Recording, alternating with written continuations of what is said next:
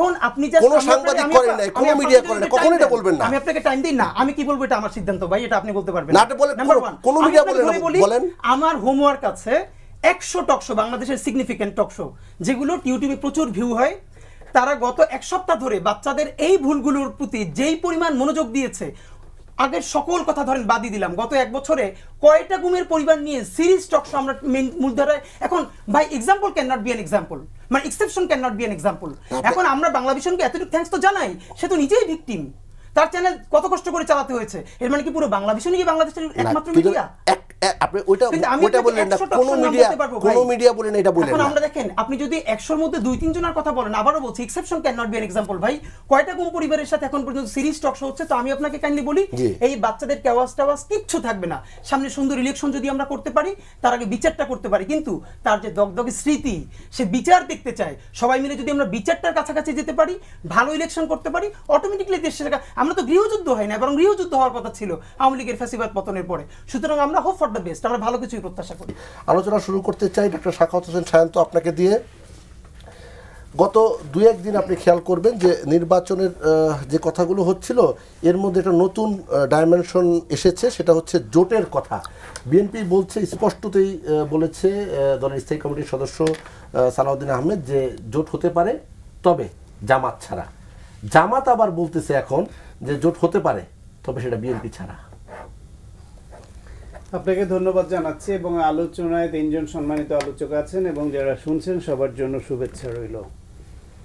বাংলাদেশে জুলাই গণঅভ্যুত্থান পূর্ববর্তী সময়ে বহু বছর ধরে বিএনপি এবং আওয়ামী লীগ এই দুই দলের রাজনীতি ছিল, দুই দল কেন্দ্রিক জোট হতো এবং তাকে কেন্দ্র করে সবাই জোটবদ্ধ হতো। আওয়ামী লীগ যেহেতু মাঠে নাই, পতিত পলাতক গণহত্যাকারী, তারপরে এসে আওয়ামী লীগ বিএনপির পরে যেই দুইটা দলকে বিবেচনা করা হতো মাঝারি গোছের দল হিসেবে, তার মধ্যে একটা জাতীয় পার্টি এবং একটা জামাত ইসলাম। জাতীয় পার্টিও ফ্যাসিবাদের দোসর ছিল এবং নানান সুবিধাভোগী, তারাও বেকায়দায় আছে। ফলে বিএনপির পরে মাঝারি গোছের দল বলতে ওই একটাই তো আছে, জামাত ইসলাম। ফলে এইখানেও তো যদি ওই মানে এরকম একটা জোটের মেরুকরণ কিছু হয়, তাহলে সব তো আর একজোটে এক দলের সঙ্গে এসে থাকবে না, মিনিমাম দুইটা দলকে কেন্দ্র করে জোট হবে। সেক্ষেত্রে ডেফিনেটলি এটা রাজনীতির সমীকরণ এরকমই যে বিএনপিকে কেন্দ্র করে একটা জোট হবে, জামায়াত ইসলামকে কেন্দ্র করে আরেকটা জোট হবে, এবং এই দুই জোটে যারা যাবে না তারা আবার ছোটরা মিলে মিলে আর একটা ভিন্ন ধরনের জোট হলেও হতে পারে, যেটা ধরেন ইসলামপন্থী যারা জামাতকে পছন্দ করে না, বাকি ইসলামপন্থীরা মনে করলো আমরা একটা জোট করব। বামপন্থী যারা জামাত ইসলামের তো প্রশ্নই ওঠে না, বিএনপির সঙ্গে ঠিক সব বিষয়ে তারা একমত হতে পারে না, তারা মনে করলো যে নতুন পরিবর্তিত সময়ে বাম ধারার যারা আমরা আলাদা একটা জোট করে দিই। সুতরাং জোট করলে অসুবিধা কোথায়? আলোচনা আসছে এই জন্য যে বিএনপি এবং জামায়াত ইসলাম দীর্ঘদিন ধরে এক জোটে থেকে রাজনীতি করা অথবা যুগপৎ আন্দোলন করে দীর্ঘদিন ধরে এমন একটা বন্ধুত্ব তৈরি হয়েছিল যে সেটাও মানুষের আলোচনায় ছিল, যে একটা মুক্তিযুদ্ধের স্বাধীনতার ঘোষণা দেওয়া ব্যক্তির গড়া দল, মুক্তিযুদ্ধের পক্ষের দল, আর একটা মুক্তিযুদ্ধের বিরোধিতাকারী দল এত বছর ধরে জোট কিভাবে থাকে, এই প্রশ্নটা আমাদের অনেকেই করতেন। এবং এটার জন্য বিএনপিকে অনেক কথা শুনতে হয়েছে যে স্বাধীনতা বিরোধীদের পুনর্বাসনের দায়িত্ব পালন করেছে বিএনপি। এখন তাদের মধ্যে যেভাবেই হোক গণতন্ত্রের স্বার্থে, মানবাধিকারের প্রশ্নে, নির্বাচনের প্রশ্নে নানান ইস্যুতে একমত হয়েছে এবং জোট করেছে। পরিবর্তিত তো পরিস্থিতিতে আবার যখন ভিন্ন হচ্ছে তখনও ওই একই কারণে এটা আলোচনায় বেশি, যে এত বড় বন্ধু ছিল এরা, আবার এই একে অপরের বিরুদ্ধে এরকম কথা বলছে, এটা কিভাবে হয়? যে এই জায়গায় আমার প্রশ্ন, এটা কি তাহলে আপোষে হচ্ছে কিনা, যেমনটা জাতীয় পার্টি এবং আওয়ামী লীগের মধ্যে দেখেছি? আপোষে হচ্ছে না, সময়ের প্রয়োজনে হচ্ছে। সময়ের প্রয়োজনটা হচ্ছে এইটা যে মানে একটা দল তো নিশ্চয়ই ক্ষমতায় আসবে, রাষ্ট্র পরিচালনার দায়িত্বে আসবে, তো বিরোধী দল লাগবে না? তো বিরোধী দল তো কাউকে না কাউকে হতে হবে। সেই বিরোধী দল হওয়ার জন্য কে তৃতীয় হবে না দ্বিতীয় হবে সেই আশঙ্কায় যখন থাকে, তখন দ্বিতীয় হওয়ার জন্য জোট খুঁজতে তো হতেই পারে, সেই বিবেচনায় হতে পারে। সুতরাং এটা পাতানো না, এটা সমঝোতাও না, এটা সময়ের প্রয়োজনে হয়তো জোট হচ্ছে। সময় পড়েছে। জি, আমরা শরীফ ওসমান হাদি আপনার কাছে জানতে চাই সময়ের যে মানে প্রয়োজনটা, তো বিগত দিনে আমরা যখন দেখেছিলাম বিএনপি নির্বাচন বয়কট করলো, নির্বাচনে গেল না, তখনও তো জাতীয় পার্টি সময়ের প্রয়োজনেই তো নির্বাচনে গেল। সেটা সময়ের প্রয়োজন, সেটা যদি দোষ হয়ে থাকে, এটা কি দোষের হবে না? না, মানে হলো ধরেন আপনার প্রথমত যেটা আমাদের ফ্রেমিং অনেক মিডিয়ার ভাইরা করবার চেষ্টা করছে যে গত 16 বছরের সাথে এখন কিছুর, গত 16 বছরের সাথে শুধু তুলনা হইতে পারে জাহান্নামের। জাহান্নাম যেহেতু আমরা দেখি নাই, শুনছি কেমন হইতে পারে, এর সাথে আর কিছুর তুলনা চলে না। নাম্বার ওয়ান, এখন ধরেন বিএনপি আর জামাত ইসলামী এই যে মানুষের বলবার, আমি আপনাকে একটু বলে রাখি যে শান্ত ভাই বলছিলেন যে অনেকের কথা শুনতে হয়েছে যে জামাত ইসলামী কেন বিএনপির সাথে। আমরা যখন অনেক ছোট তখনও বারবার বলেছি, মানে কিছু কাজ হলো বিএনপির আজীবন প্রশ্নবারে জর্জরিত করা। এরা কেউ বিএনপির ওয়েল উইশার না, এরা কোনোদিন বেগম জিয়ার অসুস্থতার সময় রাজপথে প্রতিবাদ করে নাই, দাঁড়ায় নাই। যদি প্রশ্ন করা হতো ওই একটাই, আপনারা জামাত ছাড়েন না, আমরা কিভাবে দাঁড়াই। তো বিএনপি তো এবার জামাত ছাড়াই ইলেকশন করবে, রাইট? জামাত তো নিজের মতো ইলেকশন করবে, তো বিএনপির পক্ষে এবার কি তারা দাঁড়াবে? এবারে তো তারা সেই ফ্যাসিবাদের কালচারাল বয়ানি সবাই দিচ্ছে। আপনি খেয়াল করেছেন কিনা, আজকে আমি দেখেছি এই যে সম্পাদক পরিষদ, যার সভাপতি মাহফুজা নাম সাহেব ডেইলি স্টারের, সম্পাদক বণিক বার্তার হানিফ সাহেব, তারা 3টে ঘটনাকে উল্লেখ করে বলেছেন এই যে মপটপ হয়েছে এটার ব্যাপারে। এর মধ্যে একটা ডিআরইউ, যেটা রিপোর্টার্স ইউনিটিতে, যেটা এখান পান্নার প্রোগ্রাম। মানে ভাবেন এর থেকে কত সিগনিফিকেন্ট ইস্যু বাংলাদেশে ঘটেছে। কোনোদিন সম্পাদক পরিষদ বিবৃতি দূরের কথা, তাদের প্রোগ্রামের কাভারেজ পর্যন্ত দেয় নাই। যেটা এখান পান্না একটা প্রোগ্রাম দেখেছে, সে নিজে সেখানে যায় নাই, সে তখন সুপ্রিম কোর্টে বসে মোবাইল চালাইতেছে, ঘটনা দেখতেছে। এবং এইটাকে মিডিয়া যেভাবে দাঁড় করালো পুরো দেশের সামনে, মানে 15 জন 20 জন ছেলে মেয়ে কোথাও দাঁড়িয়ে চিৎকার চেঁচামেচি করছে, সেইটাকে মূলধারায় এনে প্রশ্ন করা হচ্ছে কি পুরো মুক্তিযুদ্ধের বিরুদ্ধে দাঁড়িয়েছে। এই যে ফজলু সাহেব, অপরাপর অন্যরা সবাই, তাদেরকে কি মানুষ মুক্তিযোদ্ধা হিসেবে গালিগালাজ করে, নাকি তাদের এই চরিত্রের জন্য, মুজিববাদী চরিত্র? সে পুরো দস্তুর ছিল মুজিব বাহিনীর লোক, করেছে তখন মুক্তিযুদ্ধের বিরুদ্ধে কাজ, এরপরে করেছে রক্ষী বাহিনী, এসে বিএনপির উপরে পরে ভর করেছে। বিএনপিকে তো আমি স্যালিউট করি যে পুরো জেনারেশনকে সম্মান জানিয়ে অন্তত 3 মাসের জন্য তাকে শুধরানোর সুযোগ দিয়েছে, এবং সে না শুধরালে আমার ধারণা বিএনপি আরও বড় অবস্থা নিবে। এবং এই যে আমরা সবাই এটার ব্যাপারে অবস্থা নিয়েছিলাম, এটুকুন যে অনার করতে পারলো বিএনপি, আমরা বিএনপির কাছ থেকে তো এটুকুন চাই। প্রশ্ন হলো তাহলে জামাত আর বিএনপি একসাথে ইলেকশন করবে কিনা? প্রথম কথা হলো কেন করবে, বরং এটা কি এই জন্যই যে দেখানোর জন্য যে এখন একটা বিরোধী দলও লাগবে, এই জন্যই কি জামাত করবে? না, আমি বরং আপনারা বলতে পারি বাংলাদেশের ভাই যেটা অ্যাড্রেস করছিল, অনেকগুলো ইসলামপন্থী দলও তো আছে, সকল ইসলামপন্থী দল কি জামাতের সাথে যাবে? অফকোর্স নট, যাবে না। তাহলে অনেক ইসলামপন্থী দল বিএনপির সাথে যাবে, অনেকে জামাতের সাথে যাবে। আমি বরং সিগনিফিকেন্ট যেটা দেখতে পাই, বিএনপি আর জামাতের জোটের বাইরে, আপনি এবার লিখে রাখেন, হয়তো এরা প্রচুর আসন পাবে না, ভোট পাবে না, কিন্তু তৃতীয় একটা গ্রুপ যারা অনেক জায়গায় স্বতন্ত্র নির্বাচন করবে, অথবা ছোট ছোট মোর্চা করে তারা একটা ভিন্ন দাঁড়াবে, পরবর্তী পলিটিক্সে এরা ভীষণ ইম্প্যাক্টফুল হয়ে উঠবে।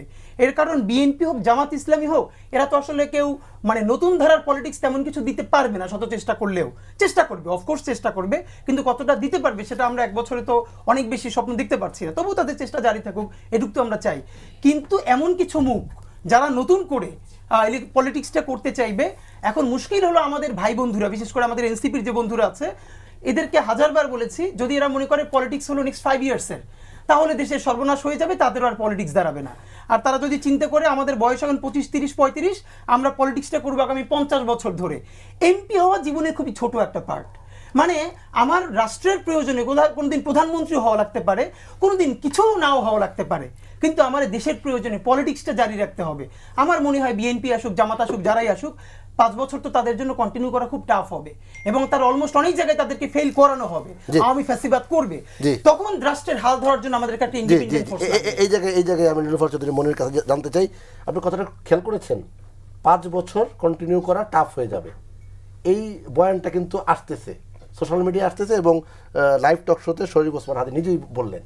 কি এমন ঘটনা, কি এমন বিষয় আমরা একবার আগে থেকেই মানে জ্যোতিষ হয়ে গেছি যে 5 বছর কন্টিনিউ করতে পারবে না, মানে এমন কি ঘটনা ঘটছে বলেন তো? এই শব্দটা, ধন্যবাদ সবাইকে, আমার সহ আলোচক বৃন্দকে শুভেচ্ছা, সবাইকে শুভেচ্ছা, আপনাকে শুভেচ্ছা।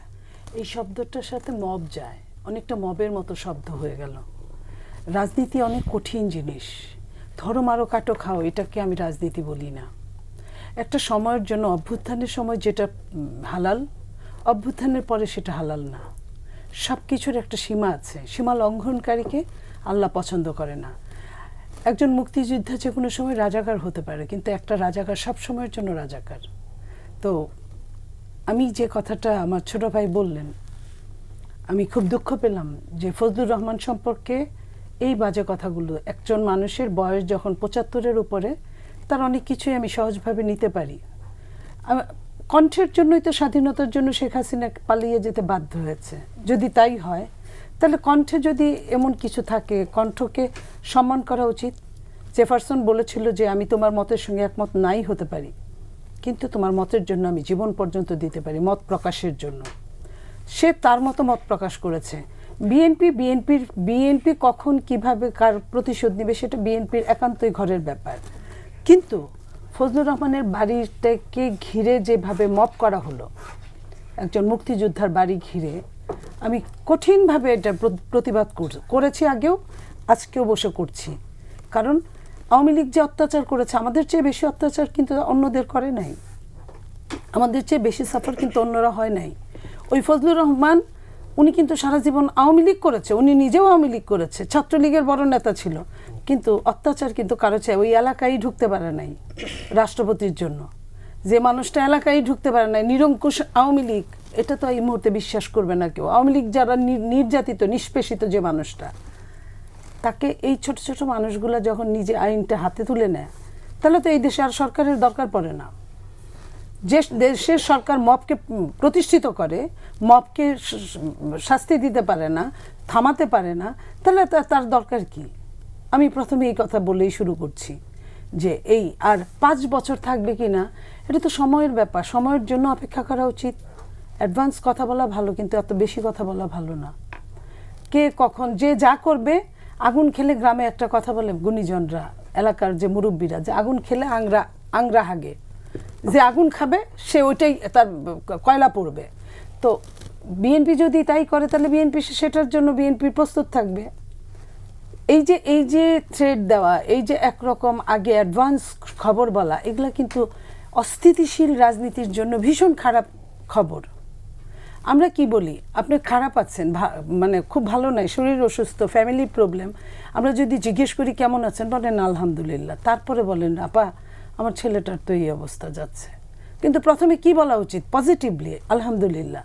তো আমরা তো এটাই বলা ভুলে গেছি। আমরা শুধু কোনখানে ঝগড়া করলে, মারামারি করলে, একে ধরো ওকে ধরো, এর বাড়ি দখল করো, ওর বাড়ি দখল করো, ওইখানে ডাকাতি করো, এই কাজগুলো আমরা করছি। তাহলে 3 মাসের জন্য মানে মত প্রকাশের কথা বলছিলেন, মত প্রকাশের স্বাধীনতায় যদি বিশ্বাসের মানে সেই জায়গাটায় ঠিক থাকা হতো, তাহলে তাকে 3 মাসের জন্য ইয়ে করা হলো কেন? সেটা তো দলের ব্যাপার, একান্তই দলের ব্যাপার। দল বুঝবে যে কোনখানে কি করেছে, কিন্তু কার জন্য কি করেছে এটা কোনো কথা না, এটা দলের ব্যাপার। দল তো বলে নাই যে আপনি এই কথাটা বলছেন এই জন্য আপনাকে এটা করছি।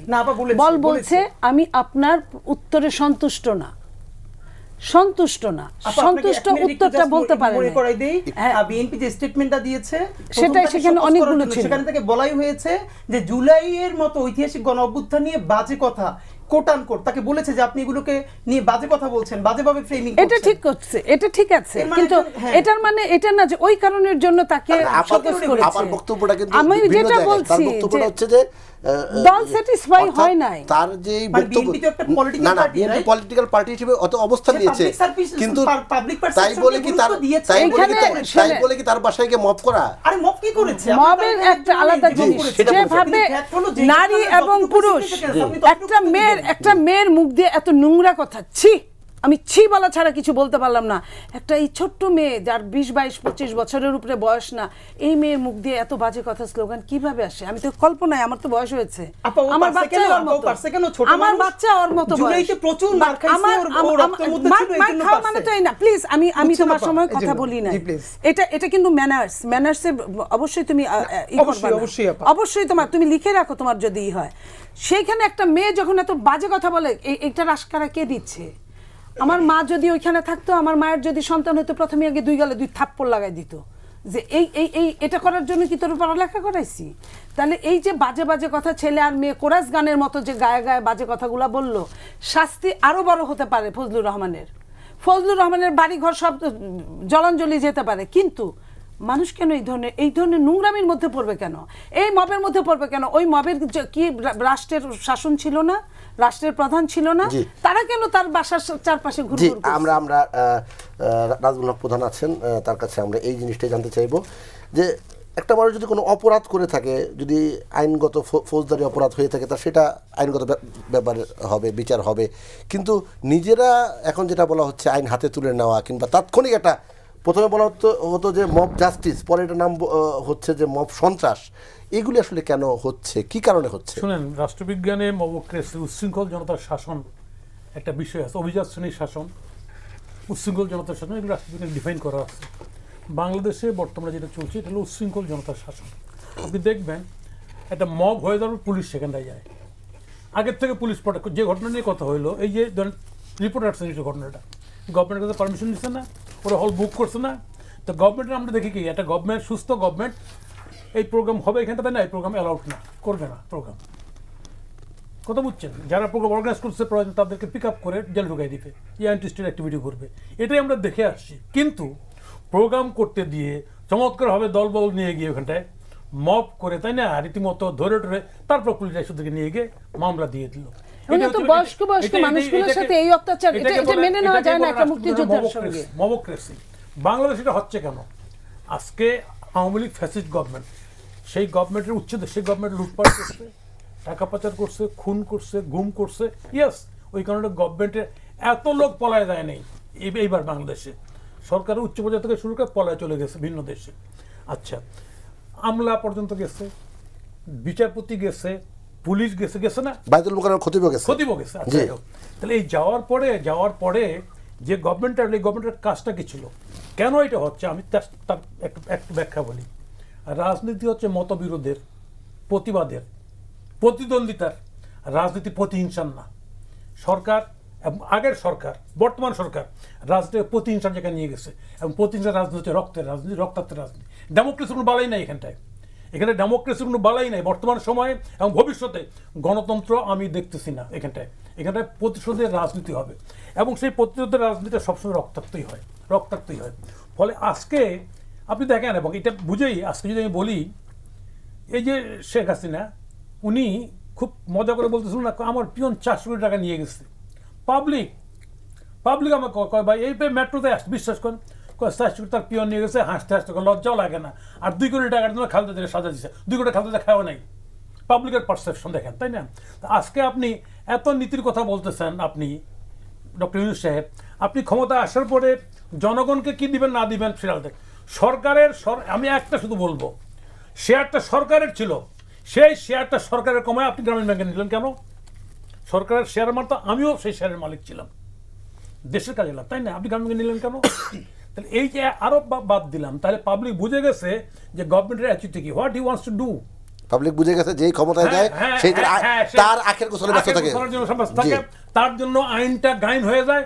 এখন এই সরকার যেহেতু তার দল নাই, ফলে সে সন্ত্রাসটাকে হাতিয়ার করছে, হয় মবের কাছে সে অসহায় আত্মসমর্পণ করছে, অথবা মব দিয়ে সে পরিচালিত হচ্ছে। ফলে এই সরকারের পক্ষে ভালো কিছু করা আর সম্ভব না। আমরা যতই আশা করি না, এটা সোনার পাথর বাটি, আমরা লেকচার দিতে পারি গণতন্ত্রের জন্য, আমরা এই করোগা, হ্যান করেগা, ত্যান করেগা, কিন্তু লাভের বেলা বিগ জিরো। এই বিগ জিরোর কারণে আজকে এই সমস্ত কথাগুলি আসতেছে, সমস্যাগুলি হচ্ছে। আজকে রাজনীতি বিতর্ক প্রতিনিয়তই হবে, এবং বিতর্ক, আমরা গণতন্ত্র যেখানটায় তৈরি হয়েছে ব্রিটেনে, ওইখানটায় আমাদের ইমাজুদ্দিন স্যার পড়াইতে সবাই জানে যে ওখানে গণতন্ত্র আইভি লতার মতো দলে খুব চমৎকার। দেখেন না, ভারতের বংশোদ্ভূত লোক এখানে প্রধানমন্ত্রী হয়, কোনো কোশ্চেন নাই হয়। তাহলে আজকে বাংলাদেশে আমরা যে সংকটে পড়ছি, এই সংকট উত্তরণ উপায়টা কি? আজকে ইউনূস সাহেব মাঝে মধ্যে বৈঠক করেন, মাঝে মধ্যে কিছু দলকে নিয়ে, অনেক দলের লোকেরা গিয়ে বলেন যখন দরকার হয় তখন ডাকে। কি জন্য ডাকেন উনি মাঝে মধ্যে? কি কারণে? উনি 16 পরামর্শ কার সঙ্গে করেন? আজকে জনগণের যে দলটা ক্ষমতায় থাকার জন্য অন্য কোনো জায়গায় আশ্রয় নেয়, সেই দলটা জনগণের দল হইতে পারে না। আজকে শেখ হাসিনাকে যেমন কথা হয় যে দিল্লির কাছে আশ্রয় নিয়েছিল, আজকে এই গভর্নমেন্টে তো কোথাও না কোথাও আশ্রয় নিয়েছে, যা প্রমাণ পাওয়া যায়। বাকি সব ফেরেস্তা, দিল্লি শয়তানের বাকিরা ফেরেস্তা নাকি? আমরা গোটা বিশ্বে কি ঘটনা ঘটছে আমরা দেখতেছি না, আমরা গোটা মধ্যপ্রাচ্যে কি ঘটতেছে? তাহলে এইভাবে রাজনীতিকে দেখতে গেলে এই বাংলাদেশে আমরা এখান থেকে আর বের হতে পারবো না, হওয়ার কোনো সুযোগ নাই। এবং সামনে আমি সংকট দেখতেছি, এই বাংলাদেশে গৃহ বিবাদের মধ্যে এই দেশটার স্বাধীনতা সার্বভৌমত্ব থাকবে না, I mean doubt personally as a politician. আজকে পলিটিশিয়ান মানে রাজনৈতিক কর্মী হিসেবে আজকে বলতে দ্বিধা নেই, আজকে ইয়াস শেখ হাসিনা ফ্যাসিস্ট, তো শেখ হাসিনা ফ্যাসিস্ট, শেখ হাসিনার বিচারের, শেখ হাসিনার গোষ্ঠী সব বিচার হোক না কেন, সব তো বলা গেছে, let them face trial. Awami লীগের হ্যাঁ 1000-1500 লোক, 5000 লোক আওয়ামী লীগের শাস্তি পানিশমেন্টের আওতায় আসতে পারে, আসুক, অসুবিধা নেই তো। কিন্তু দেখবেন মামলার সব সব ওই সাংবাদিক্য, ওই খুনের মামলা, ওইটা তার মানে সরকার নিজেই সমস্ত মামলাগুলির মেরিটটাকে নষ্ট করে দিচ্ছে। গোটা বিশ্ব আপনি এই জায়গায় বলতে পারবেন গায়ের জোরে মপ দিয়ে, তাই না? কিন্তু গোটা বিশ্ব কি বুঝবে? গোটা বিশ্ব কিন্তু ডাক্তার সায়ন্ত উনি আওয়ামী লীগ করছে, উনিও 5টা মার্ডার করছে, এই তো ব্যবসায়ী যে সবটা 5টা মার্ডার করছে, তাই তো হচ্ছে। আমলা যে সব মার্ডার করছে। তাহলে গভর্নমেন্ট শুরুর থেকে গভর্নমেন্ট জিরোর উপরে যাত্রা শুরু করছে, ওই জিরোর মধ্যেই আছে, এখান থেকে গভর্নমেন্ট একে বোঝাতে পারবে না। 3-0। হ্যাঁ। জি, আমরা আসলে একটা বিরতি নিয়ে ফিরছি। সুপ্রিয় দর্শক, আপনারা দেখছেন BSRM গণতন্ত্র এখন। ছোট্ট একটি বিরতি নিয়ে ফিরছি, আশা করি আমাদের সঙ্গেই থাকবেন।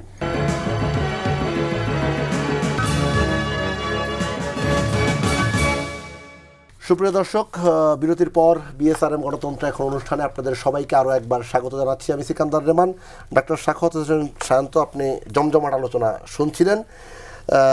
আসলে আমরা বলছিলাম সবশেষ যেটি গৃহ বিবাদের কথা এবং মামলার একটা মেরিটের কথা আলোচনায় আসলো যে আমাদের নাজমুল হক প্রধান ভাই বললেন, একই ব্যক্তি, একজন রাজনীতিবিদ্যা, সে তো চিকিৎসক, কিংবা তিনি একজন হয়তো সাংবাদিক বা একজন সাধারণ মানুষ, মানে সবাই কি একই থানায় একই টাইপের মামলা, হত্যা মামলা, এগুলো কি আসলে বুঝে করা হচ্ছে নাকি না বুঝে করা হচ্ছে? আপনি আইনজীবী না, কিন্তু তারপরও আপনি তো দীর্ঘদিন ধরে এই ফ্যাসিবাদী যেই শাসন, সেই শাসন দেখেছেন, নিজেও নির্যাতনের শিকার হয়েছেন।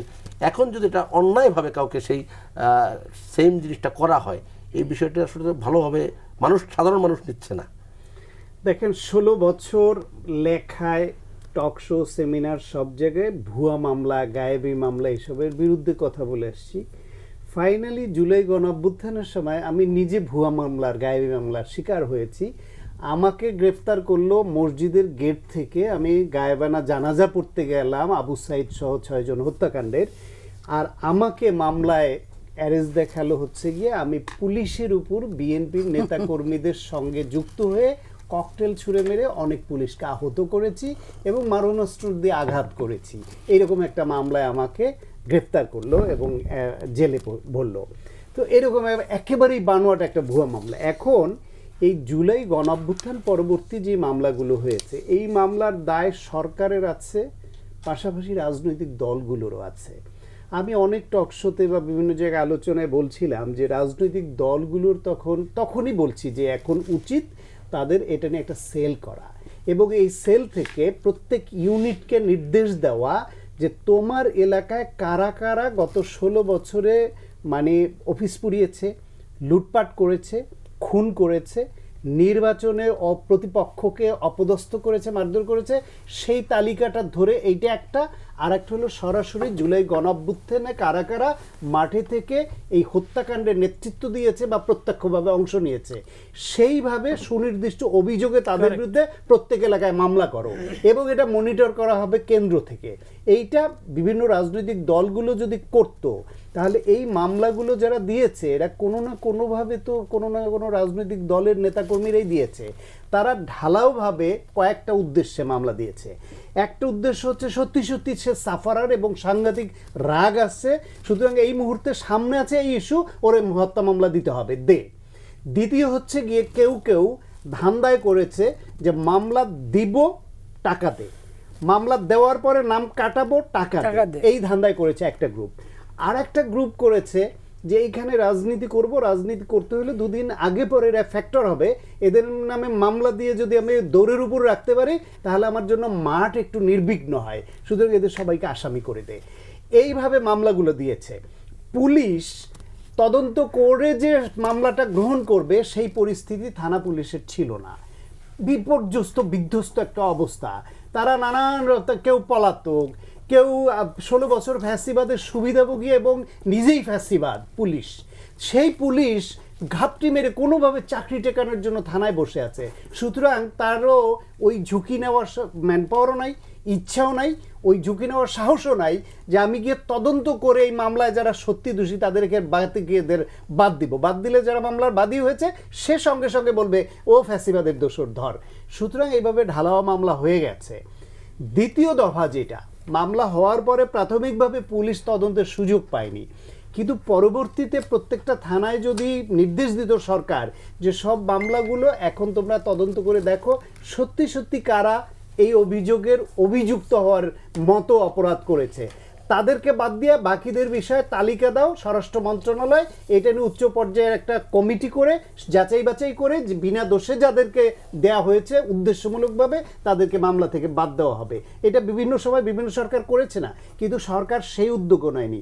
ফলে এর দায় শুধু সরকারের উপর দিলে হবে না, শুধু রাজনৈতিক দলের উপরে দিলে হবে না, এটা একটা সময়ের পরিস্থিতিতে হয়ে গেছে, কিন্তু আলটিমেটলি ক্ষতি হয়েছে, কিন্তু মামলার ম্যারিট নষ্ট হয়ে গেছে। এতে করে প্রকৃত অপরাধী যারা তারা বলতে পারছে যে আমারও ঢালাও মামলা দিয়েছে। আর একটা বড় ক্ষতি হয়েছে, সেটা হলো 16 বছর ধরে আমাদের দেশে যেসব হত্যা, গুম, খুন, নানান রকমের হিউম্যান রাইটস ভায়োলেশন হতো না, এই যে গায়েবী মামলা হতো, এসব নিয়ে আমরা কথা বলতাম, আমাদের কথা সরকার পাত্তা দিত না। কিন্তু এই কথা একেবারে ফেলনা তো যেত না, সংবাদ মাধ্যমে কিছুটা আসতো, অনেকটাই আসতো না, সেটাকে ফেলনা যেত না, তার ভিত্তিতে রিপোর্ট তৈরি হতো। সেই রিপোর্টটা সারা পৃথিবীতে পাবলিশড হতো হিউম্যান রাইটস ভায়োলেশনের নথি হিসেবে। এই যে সময় যে মামলাগুলো হলো এবং কত সংখ্যক লোক বিনা অপরাধে মামলার আসামি করা হলো, এইটা হাওয়ায় উড়ে যাবে না, হাওয়ায় ভেসে যাবে না, এইটা পানিতে ভেসে যাবে না, এর ডকুমেন্টস থাকবে। এবং এইটা এই দেশে এই যে গায়েবী মামলা বা অতীতের মতো হিউম্যান রাইটস ভায়োলেশন করা হয়েছে নিরপরাধ মানুষকে মামলা দিয়ে, এইটা কিন্তু আমাদের প্রকৃত অপরাধীদের বিচারকেও বাধাগ্রস্ত করবে। ফলে এই দায় আমরা কেউ এড়াতে পারি না।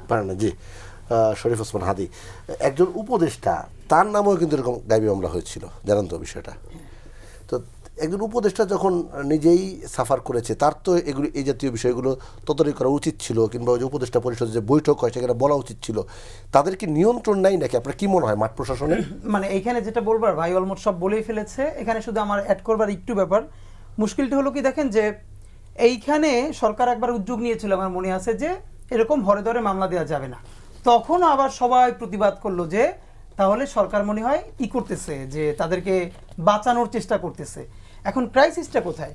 ক্রাইসিসটা হলো আমার এলাকা থেকে একজন ফোন করলো, দেখেন আজ পর্যন্ত আমি ধরেন লাউড কথা বলি, কিন্তু একটা কথা আমরা লক্ষ্যবার বলেছি, আমরা আমার শত্রুর সাথেও ইনসাফ চাই। এর কারণ হলো ফিলোসফিক্যালি আওয়ামী লীগ করা কোনো অপরাধ হইতে পারে না। আমার দেখতে হবে সে গুম করেছে কিনা, খুন করেছে কিনা, ধর্ষণ করেছে কিনা, পাচার করেছে কিনা। আমার এলাকা থেকে একজন ফোন করলো, আমি নিজে চিনি, উনি একজন কাউন্সিলর ছিল, উনি 10 বছরও ঢাকা একবার আসে নাই, আওয়ামী লীগ করতো, ওনাকে যাত্রাবাড়ি থানা পোড়ানোর মামলা দেওয়া হয়েছে। এখন এইরকম যে শত শত মানুষকে যার অপরাধ লঘু তাকে আপনি হত্যা মামলা দিতেছেন, আজকে হোক 6 মাস 1 বছর পর হোক, সে তো ওখান থেকে বের হয়ে আসবে। তো বের হয়ে আসার পরে কি হবে? এই প্রত্যেকটা হত্যা মামলার মেরিট নষ্ট হয়ে যাবে। এবং ভাই যেটা অ্যাড্রেস করেছে, আজ থেকে 3 বছর পর প্রোফাইল করা হবে মামলাগুলোর, যে এই জুলাই গণ অভ্যুত্থানের পর সমস্ত মামলাগুলো মিথ্যা হবে। কি প্রায় 1500 শহীদ, সেই শহীদদের যে মামলাগুলো সেগুলোর ভ্যালিডিটি নষ্ট হয়ে যাবে। এখানে দুটো গ্রুপ মিলে করেছে কাজটা। একটা হলো অফকোর্স ধরেন যেটা হয়েছে সব থেকে গায়েবী মামলা, মিথ্যা মামলা তো গত আমলে বিএনপির আমলে হয়েছে, তো বিএনপির অনেকে সংক্ষুব্ধ হয়েও ভাই যেটা বলেছেন ওভাবে করেছে। দ্বিতীয়ত হলো কোথাও বিএনপি কোথাও মানে বিএনপির উপরে যে মামলাগুলো হয়েছে, সরি আওয়ামী লীগের আমলে, তো কোথাও বিএনপি কোথাও জামাত, এই যে পলিটিক্যাল ফোর্সটা আছে তারা অনেক জায়গায় যেটা হচ্ছে দুটো কারণ, একটা হলো সংক্ষুব্ধ হয়েই, আর একটা হলো চার্জশিট হবার আগে নাম কাটানোর জন্য আমাকে টাকা দিতে হবে। আর থানাগুলো তো এরকম ফাংশনাল নাই। তৃতীয় একটা জিনিস অনেকে অ্যাড্রেস করে না, অনেক জায়গায় বিএনপিও ইনভলভ হয় নাই, জামাতও ইনভলভ হয় নাই, পুলিশ বা থানা নিজে তাকে ওইভাবে মামলা করিয়েছে। কারণ আমরা এরকম অনেক শহীদ পরিবার চিনি, পুরো মামলার প্রোফাইলিং কিভাবে করতে হবে, পেপারস কিভাবে রেডি করতে হবে, সে সারা জীবনে থানার বারান্দায়ও যায় নাই, মামলা তো তাকে করতে হবে। এরপরে পুলিশ তাকে যেভাবে গাইড করেছে, পুলিশ ইচ্ছা করে এমনভাবে গাইড করেছে যাতে মামলার মেরিট নষ্ট হয়ে যায়। ইন দ্য মিন টাইম সে যেন অনেক টাকাও কামাই করতে পারে চার্জশিট বা বিভিন্ন প্রক্রিয়ার মধ্য দিয়ে। তো আমাদের যেটা উচিত ছিল সেটা তো হলো আমরা পারি না। যেমন এই সরকারের তো এখন মুশকিলটা হলো এই সরকার নিয়ে বেশি কথা বলাই আমাদের উচিত না, কারণ এটা তো অলমোস্ট গন কেস। ধরেন ফেব্রুয়ারি হোক আর ডিসেম্বর হোক, ইলেকশন তো হচ্ছে, তো ইলেকশন হতে হবে, ইলেকশনকে তো বানচাল যারাই এটা তো বাংলাদেশের মানুষ নিবে না। এখন আমরা বরং এইটাও বলতে চাই, ভাই যেটা অ্যাড্রেস করেছেন যে এই সরকারের সকল ব্যর্থতা শুধুই এই সরকারের নয়, অফকোর্স বাংলাদেশের প্রত্যেকটা পলিটিক্যাল পার্টিজেরও, কারণ পলিটিক্যাল পার্টি হলো এই সরকারের বৈধতার বড় জায়গা, তারাই তাকে ম্যান্ডেট দিয়েছে, তারাই তাকে লেজিটিমেসি দিয়েছে। সুতরাং আপনি এই সরকার ধরেন আজকে তারেক রহমান সাহেব থেকে শুরু করে যাদের প্রতি সারা জীবন মিথ্যা মামলাটা 21শে আগস্ট গ্রেনেড হামলা হয়েছে, এইটার খালাসটা কিন্তু ঘটলো এই সরকারের আমলেই। এর মানে যা কিছু ভালো সেটার অ্যাডভান্টেজ কোথাও বিএনপি নিচ্ছে, কোথাও জামাত ইসলামী নিচ্ছে, অপর ফ্যাসিবাদ বিরোধী সকল রাজনৈতিক দল তো নিচ্ছে। হাজার হাজার মামলা তাদের প্রত্যাহার করা হয়েছে, তারা জিনিসগুলো ফিরে পাচ্ছে। কিন্তু এই সরকারের যেটা দুর্বলতা সেটার দায় তো তাদেরকে নিতে হবে। ভাই যেটা বললেন, সবাই মিলে তো পলিটিক্যাল পার্টিগুলো ওটা করতে পারলো না যে আমরা মামলাগুলো মিথ্যা মামলা হতে দিব না, তো এই দায়টাও সবার নিতে হবে। আমি বরং একটু পিছনে কাইন্ডলি রেসপন্স করতে চাই আপাকে, মানে আপা কষ্ট নেবেন না এই জন্য। সেটা হলো আমরা এখন দেখেন ফোকাস করছি কোন জায়গায়, ফোকাসটা হলো যে এই যে ছেলেমেয়েরা উল্টোপাল্টা কথা বলছে কোথাও কি, দেখেন এগুলো কোনো আসলে প্রবলেম না। এই প্রবলেমগুলো একটা কারণ সাথে সাথে সব সমাধান হয়ে যাবে, এরা সবাই বাড়ি ফিরে যাবে। যেইটা হয়ে কথা বলার দরকার ছিল সেটা আমরা বলি নাই, সেটা হলো যেই বাচ্চা কাচ্চা ছেলে মেয়ে এখন পর্যন্ত যার চিরতর অন্ধ হয়ে গেছে, পঙ্গু হয়ে গেছে, প্রচন্ড আমাদের স্কুল কলেজগুলোতে দরকার ছিল কি জুলাইয়ের পরে প্রত্যেকটা জায়গায় কাউন্সিলিং এর ব্যবস্থা করা দরকার ছিল। এখনো আমি এমন ছেলে মেয়ে চিনি তারা এমন ট্রমার মধ্যে আছে যে ঘুমের মধ্যে চিৎকার করে ওঠে, সেই রক্তের মধ্যে দিয়ে গেছে। আমরা সেটাকে কি করা দরকার ছিল যে সে যদি বিচারটা দেখতো যে বিচারের একটা ফ্রেমিং শুরু হয়েছে, অফকোর্স একটা ভালো বিচার হবে। এবং আপনি ধরে রাখেন এখন পর্যন্ত 1 বছর মাত্র পার হলো, বাচ্চারা এরকম কেওয়াজ কয়দিন করবে? কিন্তু আমরা যে আজকে ইংল্যান্ডের কথা বলি, আমেরিকার কথা বলি, আমরা কি একবারও বলি এই যে আজকে সভ্যতার ইংল্যান্ড, শত বর্ষব্যাপী ইংল্যান্ড আর ফ্রান্স খালি যুদ্ধ করে নেয়, অ্যাংলো স্যাক্সন পিরিয়ডে তারা গোলা কাটাকাটি করেছে, করে করে করে করে করে দীর্ঘ বোঝাপড়ার মধ্য দিয়ে আজকে একটা সে সিভিল জায়গায় এসেছে। আমেরিকা দীর্ঘ গৃহযুদ্ধ করেছে, আওয়ামী লীগ নিজে বলেছে আওয়ামী লীগ পালানোর পর এখানে 5 লাখ মানুষ মারা যাবে, এখানে গৃহযুদ্ধ হওয়ারই কথা ছিল। আমি বারবার বলি বিএনপি জামাত ইসলামী অপরাপর রাজনৈতিক দলগুলোর প্রজ্ঞার কারণে সেই গণহত্যা এখানে হয় নাই, সিভিল ওয়ার হয় নাই। এইরকম একটা ক্যাওয়েটিক সিচুয়েশনে আমরা এখন রিকনসিলিয়েশনের দিকে যাব, তার আগে কি করতে হবে? আমার বিচার করতে হবে। একটা মিডিয়ার আজ পর্যন্ত দেখলাম না এই যে বাচ্চা কাচ্চা গালিগালাজ করে এটা নিয়ে যতটা সচেতন, একটা গুম কমিশনের ভিকটিম পরিবারে নিয়ে এসে কোনো টকশো করে নাই, পিলখানার একটা পরিবারকে নিয়ে টকশো করে নাই, শাপলার গণহত্যার নিয়ে সিগনিফিকেন্ট কোনো সিরিজ টকশো করতেছে না। বরং আমরা টকশো কয়টা আপনি বলতে পারবেন যে এই যে পিলখানার 3000-এর বেশি মামলা, কয়টা পরিবারকে নিয়ে এখন পর্যন্ত সিরিজ টকশো করা হচ্ছে? তো আমরা যখন ওই মূল জায়গাটা অ্যাড্রেস না করে রিঅ্যাকশনগুলোর প্রতি দেখব।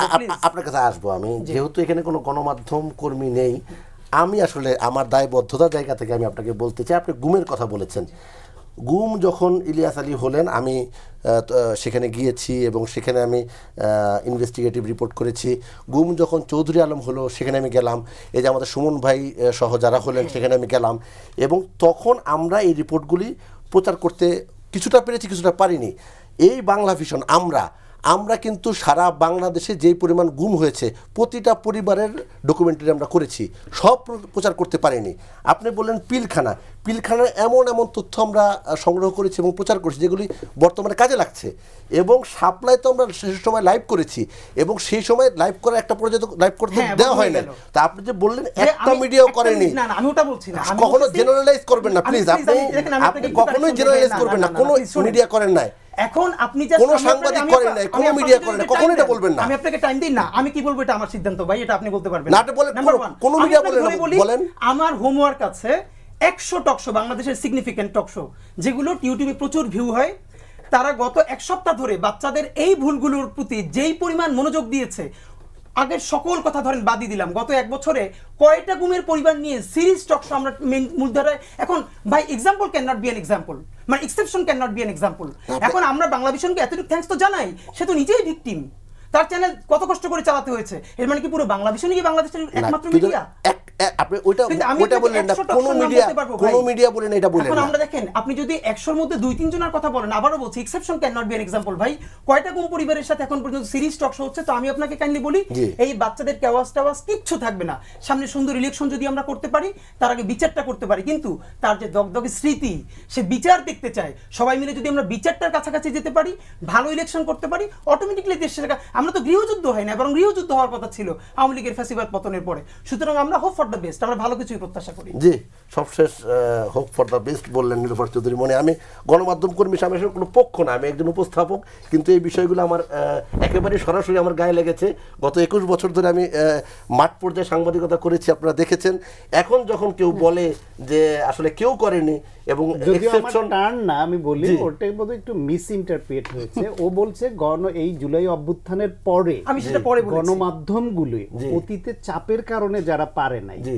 এখন এই যে ট্র্যাডিশনাল টক শো সব নিয়ে যত হচ্ছে, ইন ডেপথ যেরকম রিপোর্ট, ইনভেস্টিগেটিভ রিপোর্ট বা আলোচনা যেটা হতে পারতো, যে আগের যে লুটেরা গোষ্ঠী, গুম খুনের গোষ্ঠী বেনো, সেটা মিডিয়া এক্স্যাক্টলি দেখছি না, হয়তো এটা বোঝাতে এক্স্যাক্টলি আমি এটাই জি, বলতে জি। চেয়েছি। জি না, কিন্তু এখন তো সবাই ওই যে জাতীয়তাবাদ হয়ে গিয়েছে, এই পন্থী হয়ে গিয়েছে, সবাই তো এখন পারছে, কিন্তু একটা সময় তো পারতো না, তো আমরা পারতাম আর কি। যাই হোক, নির্ভর চৌধুরী মনি, আপনার কাছে জানতে চাওয়া, এই যে বিচার প্রক্রিয়া নিয়ে কথা বলা হচ্ছে, এগুলো একটা প্রশ্নবিদ্ধ করার জন্য রাজনৈতিক দলের কি আসলে কোনো দায় আছে কিনা? অবশ্যই রাজনৈতিক দল এই দায় এড়াতে পারে না। রাজনৈতিক দলের আমি নাম নাই বলি, অনেক রাজনৈতিক দল আছে নিজস্ব নোংরামি দিয়ে তারা মামলাগুলো সাজিয়েছে। দেখবেন 10টা আওয়ামী লীগের ওই নামগুলোর সাথে 2টা নিজের দলের নামও ঢুকিয়ে ফেলেছে, 2টা আবার পাশাপাশি জামাতের নামও ঢুকিয়ে ফেলেছে, পাশাপাশি অন্য দেখা গেল যে এনসিপি বা ওইরকম এদের আত্মীয় স্বজন এরকম ঢুকিয়ে ফেলেছে, যারা কখনোই আওয়ামী লীগ করে নাই। এটা ঢুকানোর কারণ 1 নাম্বার ওইখানে ব্যবসা করা, 2 নাম্বার নিজের নোংরা বৃত্তিকে প্রতিষ্ঠিত করা। সেটা আমি এক ওসিকে এসপিকে ফোন দিলাম, আমার ইউনিভার্সিটির জুনিয়র। আমি বললাম যে ভাই তুমি এটা কি করছো, যে ছেলেটাকে ধরলা সে তো আমার দলের লোক, সে ওই টাইমে 15 বছরের জেল খাটছে, এখনো জেল খাটবে, এটা কি কও তুমি? তখন সে আমাকে বলে যে দিছে তো আপনাদের লোককে, আমি কি করব, এখন আমি মামলা পাইছি, আমি ধরছি। আমি তাহলে তুমি এখন ভাই ছাড়ে দাও। বলে যে এটা তো আমি ছাড়তে পারবো না, আমি তো চালান দিয়ে দিব এখন, কারণ আমি তো ওই মামলার সূত্র ধরেই ধরছি। দুঃখজনক এটা। এই জিনিসগুলো অনেক ক্ষেত্রে হয়েছে। যতই আপনি তাকায় মিউটি হাসেন, এগুলা কিন্তু কিছু না কিছু বলতে হবে, কারণ নইলে আমরা আমাদের জায়গাটায় আমরা এত 15.5 বছরের কথা বলি, আমরা আমাদের নিজেদের কথা না বললে আবার তো 5.5 বছরের কথা অন্যরা বলবে, আবার কিন্তু ছোট ভাইরা বলবে যে 1 বছরও থাকতে পারবে না, 6 মাসও থাকতে পারবে না। এই জিনিসগুলো কিন্তু এখনই অঙ্কুরে বিনাশ করতে হবে, নইলে হবে না। এই যে এখন আমি যদি বলি, এই যে দগদগে স্মৃতির কথা বলল হাদি, আমি তার সাথে একমত।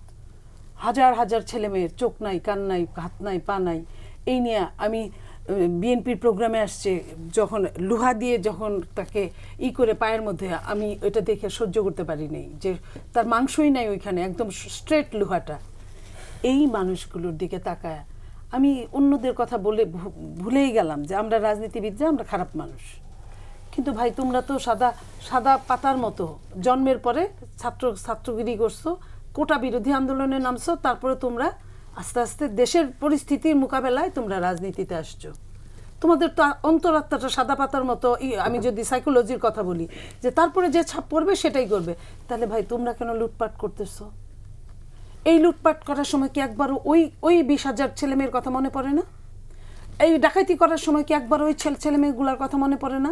ডাকাতি করে যদি ওই ছেলেমেয়েগুলার ওইনে যদি 50,000 20,000 করে টাকা দিয়ে আসতে, যে নে ভাই তুই খা, তাও একটা কথা। তোমাদের তো এক একজনের বাড়ি 5 তলা হইতাছে, 7 তলা হইতাছে, সেটার আমরা দেখতেছি যখন খোঁজ নিতে যাইতেছি। তদবির বাণিজ্যের কথা মনে পড়ে না তখন? যে এই যে জেলায় বসে তদবির করতেছি, ওই জেলায় কতগুলো আহত আছে, আমরা এদের খবর নেই। সরকার নিতে অনেক দেরি হয়ে যাবে, ততদিনে ওর হয়তো চোখটা আর জীবনে ফিরেই আসবে না। এটা তো মনে পড়ে না? তোমাদের তো সংসার নাই, তোমাদের কোনো পিস্টান নাই, বাপ মা তোমাদের দিত আগে, এখন তোমরা নিজেরা করতেছো, ভালো কথা। তোমাদের তো এত পয়সার দরকার নেই। একটা মানুষের চলতে গেলে কত টাকা লাগে? আমরা এতদিনের বিএনপি আছে, আমরা খুব খারাপ লোক, আওয়ামী লীগ আরও জঘন্য খারাপ লোক। আমরা তো সেরাটন সোনারগাঁয়ে ইফতার করার সাহস পাই না। আমরা তো এখনো লেডিস ক্লাবে ইফতার পার্টি করি। বিএনপি এতদিনের রাজনৈতিক দল, এখনো তো পল্টনে আমাদের হেড অফিস হয়। আমাদের হেড অফিস তো কোনো বড় বড় টাওয়ারে হয় না। আমরা তো সেই হাজার হাজার মানুষকে এই সেরাটন সোনারগাঁয়ে ইন্টারকন্টিনেন্টালে খাওয়াতে পারি না। যতই ছাড় দেখ যে একজন খাইলে একজন ফ্রি, তাও তো নয় দোকানে 18,000-এর জায়গায় 9,000 টাকা করে পড়ে। 9,000 টাকা করে খাওয়া একটা মানুষের হাঁসের মাংস আর 5 স্টার তোমরা একাকার করে ফেলছো। কোথায় হাঁসের মাংস আর কোথায় 5 স্টার, কোথায় নীলা মার্কেট, কোথায় ওয়েস্টিন? তো এইগুলা মনে পড়ে না? এগুলো বলতে যত সহজ মনে হয়, কাজগুলা কি তত সহজ? তোমরা রিকনসিলিয়েশনের কথা বলো, নিজেদের মধ্যে কতটা রিকনসিলিয়েশনটা নিজেরা সৃষ্টি করতে পেরেছো? তখন তো ধর্মারও কাটক খায়ের মধ্যে ঢুকে গেছো। আমরা শেখ হাসিনা, যেটা নাজমুল ভাই বললো, শেখ হাসিনা হেসে হেসে বলছিল আমার পিয়নেরই তো 400 কোটি টাকার মালিক। শেখ হাসিনা যে কথাটা আমার পিয়ন দিয়ে বলছিল, সেই কাজটা তো 7.5 মাসে তোমরা তোমাদের এপিএস দিয়ে করছো। 15 বছর এটা 7.5 15 বছরটা 7.5 মাসে। তাহলে তুমি যদি রেশিও টানো, সেই বেশি, আমরা নারী ভাত রান্না করি, সব ভাতে টিপ দিতে হয় না, একটা ভাতে টিপ দিলে আমি বুঝি আমার ভাতটা হয়েছে কিনা। আমার তো তোমাদের প্রত্যেকের নারী নক্ষত্র জানার কথা না, CSRS জানার কথা না, আমি 1-2টা জানলেই আমার হয়ে যায়। তো সেইখানে এই জায়গাগুলো তোমরা অনেক কথা বলতেছো। তোমরা যদি এটা বলতা যে এই যে আজকে যখন কালকে 60টা গাড়ি কিনবে মন্ত্রীদের জন্য, এই সরকারের কিসের ঠেকা পড়ছে? যে সরকার পুলিশ ঠিক করতে পারে না, যে সরকার প্রশাসন ঠিক করতে পারে না, যে সরকার মব ঠিক করতে পারে না, সেই সরকার 60টা গাড়ি, মন্ত্রীরা কবে গাড়ি পাবে না পাবে, 60টা গাড়ির সঙ্গে জেলা উপজেলায় আরো 220টা গাড়ি, 280টা গাড়ির দাম 445 কোটি টাকা। 445 কোটি টাকা লুটপাট করে খাওয়ার জন্য এই সরকার যে ব্যবস্থা করতেছে, এই সরকার যেটা আসেই নেই, তার জন্য কেন গাড়ি কিনতে হবে? কেন বাংলাদেশে কি গাড়ি নাই? এই উপদেষ্টারা কি গাড়িতে চড়ছে না? ওরা কি নিজের গাড়িতে চড়ছে না সরকারের গাড়িতে চলছে? এটা নিয়ে তোমরা আজকে একটা মানববন্ধন করতে, এটা নিয়ে একটা বাজে স্ল্যাং স্লোগান দিতা, তাহলে মনে করতাম যে তুমি বাপের বেটা। তুমি দেওয়া উচিত না, কোনো ক্ষেত্রে উচিত না। কিন্তু এটাও যদি বলতো, আমি ভাবতাম যে হ্যাঁ, তারা সব সময় ন্যায়কে ন্যায়ের দৃষ্টিতে দেখে, হয়তো বা তাগরের মুখটা একটু বেশি খারাপ হয়ে গেছে। যদি বলো এই প্রজন্ম, আমার সন্তানরাও তো এই প্রজন্মের, 50টা মাইট দিলে এখন পর্যন্ত ইউনিভার্সিটি পড়া, কলেজে পড়া ছেলে মেয়ে মুখের দিকে তাকাইতে পারে না। ওরাও তো তার মানে কি পরিবেশটা কি তোমাদের এমনভাবে ঢাকা বিশ্ববিদ্যালয় সহ অন্যান্য বিশ্ববিদ্যালয় করলো যে তোমরা 1, 2, 3, 4 করে যা ইচ্ছা তাই করে দিতে পারো? তোমরা টিনের চালে কাক রাখা তোমরা যা খুশি তাই বলে দিতে পারো? How it possible? এইটার জন্য কি আমরা এত কষ্ট করে এই 9 মাস পেটে রেখে সন্তান জন্ম দিয়ে সন্তান মানুষ করে, তুমি যখন অন্যের মা বাবাকে গালি দাও, তখন তোমার নিজের মা বাবাকে গালি দেওয়া হয়? ইসলাম বলছে, এখানে আমরা প্রত্যেকেই মুসলিম, ইসলাম এই কথাটা স্পষ্ট বলছে, তুমি যখন অন্য মানুষের স্লোগান তুলে গালি দিতেছো, এই গালিটা না দিল তো আমি যদি বলি তুমি অসভ্য, মানে পৃথিবীর সমস্ত সভ্যতার বাইরে, মানে যে কোনো গালি ওই ব্র্যাকেটের মধ্যে চলে, তাহলে আমি আনসিভিলাইজড বললেই তো হয়ে যায়। সেইখানে কেন আমাকে টু দ্য পয়েন্টে গালি দিতে হবে? এটা কোন দেশের সংস্কার আমাকে বোঝান। এই সংস্কারের জন্য কি এই দেশটা স্বাধীন করছিল মুক্তিযোদ্ধারা? সেই মুক্তিযোদ্ধাদের তোমরা গালি দেওয়ার জন্য ওইখানে মাদুর পাইতে বসে তোমরা যা খুশি তাই করো। আমার দুঃখটা ওই জায়গায়। তুমি জুলাইয়ের কথা বলছো, আমি তো জুলাইকে অস্বীকার করছি না, কিন্তু তুমি কেন 71কে অস্বীকার করবা? তুমি কেন? তুমি যদি তোমার বাবাকে সম্মান না করো, তুমি তোমার সন্তান তোমাকে কিভাবে সম্মান করবে? আমার প্রশ্নটা ওই জায়গায়। বিএনপি কোন প্রতিশোধ নিল তাতে তোমার খুশি হওয়ার কোনো কারণ নাই, কারণ বিএনপি আজকে তার সন্তান, সে আজকে প্রতিশোধ নেবে, কালকে বুকে তুলে নিবে, তুমি কিন্তু বাইরেরই থাকবা। সেটা নিয়ে এত খুশি হওয়ার কিছু নাই, এত ধন্যবাদ দেওয়ার কিছু নাই। প্রত্যেকটা জায়গায় এই জিনিসগুলো, এই যে আজকে গণহত্যার কথা বলে আওয়ামী লীগ গণহত্যা করছে, ফাইন, আওয়ামী লীগের আমরা বিচার চাই, বিচারের জন্য মেরিট মামলাগুলো চাই, মেরিট যেটা নিয়ে এতক্ষণ কথা হইলো সেটা করতে পারিনি, এটা আমাদের ব্যর্থতা। আমি জানি না ফিউচারে মামলাগুলো কতটুক টিকবে। যদি ওই মামলা করি তাহলে যে সেই দিন যারা হেলমেট বাহিনী ছিল, হাতুড়ি বাহিনী ছিল, তাদের কি হবে? তারা তো আজকে তোমার সঙ্গে মিশে গেছে গা, তাহলে তাদের কি হবে? তাদের তো কোনো বিচার হইল না। তো যদি মুক্তিযোদ্ধার সময় মুক্তিযোদ্ধার পুরস্কার থাকে, মুক্তিযোদ্ধা যখন রাজাকার হলো, রাজাকারের তোমার শাস্তিটা থাকবে। রাজাকার যখন রাজাকার ছিল, রাজাকারের শাস্তিটা পেয়ে তারপরে মুক্তিযোদ্ধার পুরস্কার নিবে, তাহলে সেটা কেন হলো না? আবরারে কে মারলো? আবরারে মারার পরে আবরারের আসামি পক্ষের উকিল হয়েছিল কে? কেন আসামি পক্ষের উকিল হইতে হইলো তাদের? আমি যদি বলি যে এর মধ্যে অনেক রকমের কাহিনী আছে, সেই কাহিনীগুলা আপনার 5 ওয়াক্ত নামাজ পড়তো, তারে জামাত বানানোর মতো একটা ঘটনা ঘটতেই পারে, যে 5 ওয়াক্ত নামাজ পড়া ছেলেকে জামাত বানায় দিলাম, জামাত শিবির বানায় দিয়ে শিবিররাই পিটায় মেরে ফেললো হেলমেট বাহিনী। আবার তারাই আবার আসামিদের পক্ষে, যারা মারলো তাদের পক্ষে তারাই আপনার মামলা নিল।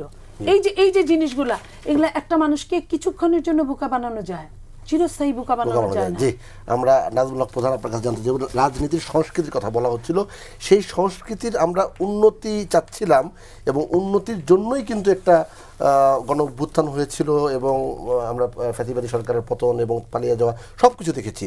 তো এই একটা বছরে রাজনীতির সংস্কৃতির কি আসলে উন্নতি দেখছেন আপনি? আমি একটু বিষয় বলেই শেষ করবো। আমি এখানে নীলুফার খুব অ্যাক্টিভ মাঠে ছিল, আমরা একসময় মিছিল করেছি, রাজনীতি করেছি। 90-এর আন্দোলনে কিন্তু প্রায় শখানেক লোক আমাদের হিসেবে মারা গেছে, 50 জন স্বীকার করতো, ছাত্র শ্রমিক ঈদ সহ। আমি যেটা বলতে সেটা সেই সময় কিন্তু আন্দোলন বিজয় হওয়ার পর আমাদেরকে 15 দল মানে আওয়ামী লীগ ম্যাডাম, শেখ হাসিনা ম্যাডাম সবাই ডেকে যে তোমাদের কী কী মামলা প্রত্যাহার করবে। আমরা বৈঠক করে সিদ্ধান্ত নিলাম যে রাজনৈতিক বিবেচনায় যে মামলা করা হয়েছে শুধু সেই মামলা প্রত্যাহার করা হবে, একটা ক্রিমিনাল কেস প্রত্যাহার করা হবে না।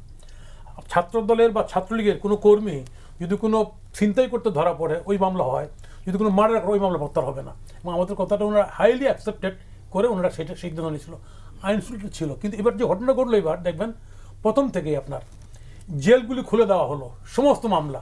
এটা কিন্তু বাদ বিচার করতে পারতো গভর্নমেন্ট, কোনটা রাজনৈতিক বিবেচনা কোনটা এই করার জন্য, এটা সময় নেই। ফলে এই ঘটনা ঘটে গেছে। দ্বিতীয় যে কথাটা আসছে, আমি রাজনীতি এই যে কালচারের কথাটা বললেন, সেটা হচ্ছে দেখেন এই যে ট্যাগ দেওয়া। 71 একটা বড় মুক্তিযুদ্ধ হয়েছে, কিন্তু দেশ স্বাধীনের পর রাজাকার মুক্তিযোদ্ধা সমস্যা ছিল, কিন্তু ট্যাগ ওইভাবে ট্যাগটা নেই। সমস্ত জায়গায় চাকরি করছে না, শিক্ষক কর্মচারী পাকিস্তানের চাকরি করছে না আমার, হ্যাঁ এই লোকগুলি কি ট্যাগ হয়েছে পাকিস্তানের এজেন্টগুলো ট্যাগ হয়েছে এই লোকগুলি? নো, হয় নাই। এবং তারা দেশ স্বাধীনের পর চাকরি, এটাই তো রাষ্ট্র প্রশাসনের বাহিনী তারা। এখন কি হচ্ছে, এখন আপনার সঙ্গে হিসাবে মিলান, তাই না? এই আরে খেদাও, এই বেটা আওয়ামী লীগের দালাল, তাই না? এই বেটা পুলিশ আওয়ামী লীগের দালাল।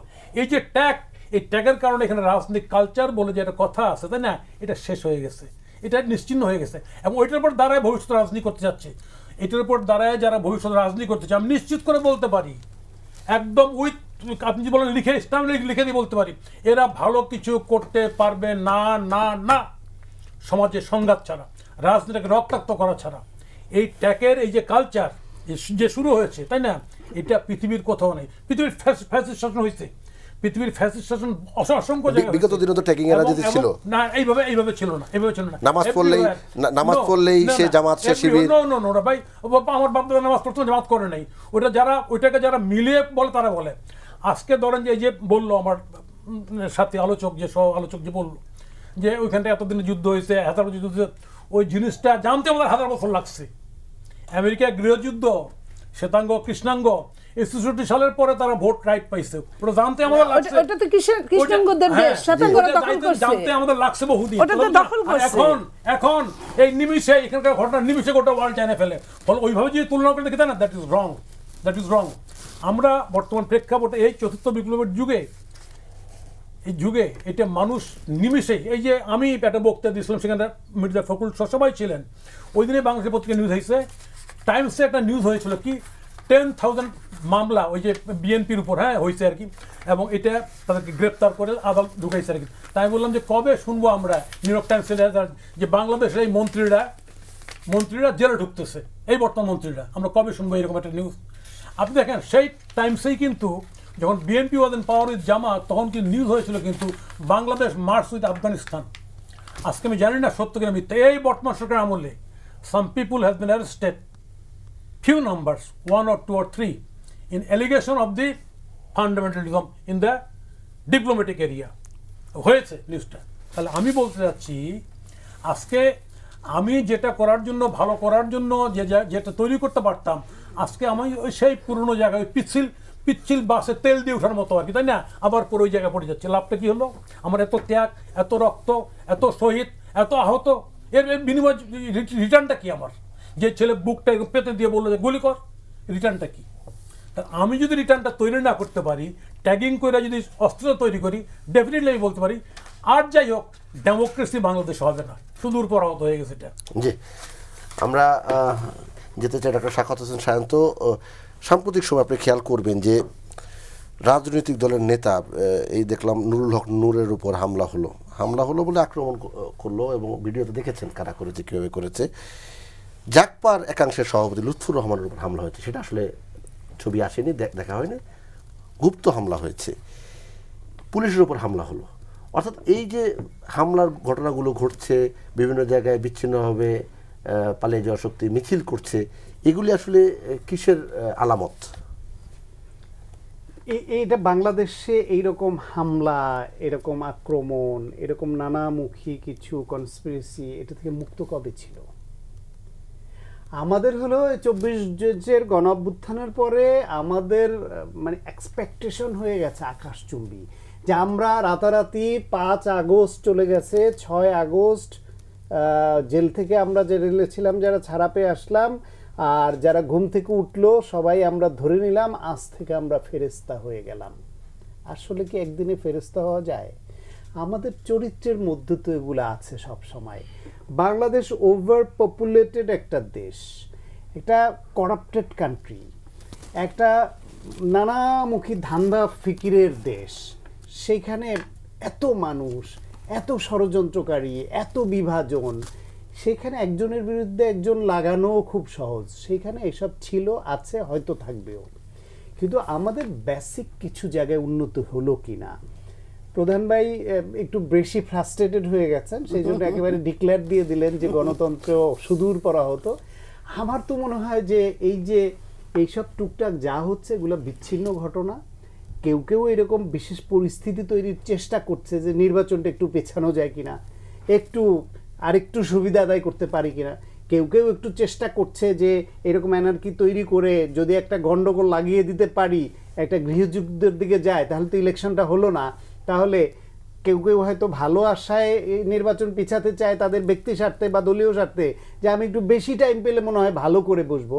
আবার পতিতরা আবার মনে করে এই নির্বাচন পেছানোর উদ্দেশ্যে ওরা যেহেতু এইরকম একটু আগাচ্ছে, আমরা আর একটু তেল দিয়ে দেই, আগুনটা কোনো রকম জ্বালিয়ে দিতে পারলেই একটা গৃহযুদ্ধের পর্যায়ে চলে গেল বা মার্শাল ল জারি হয়ে গেল, ইলেকশন হবে না, সব দৌড়ের উপর ওরা থাকুক, 2-1 বছর যাক, পরে ইনক্লুসিভ ইলেকশনের স্বার্থে পতিতারা ঢুকে পড়বে।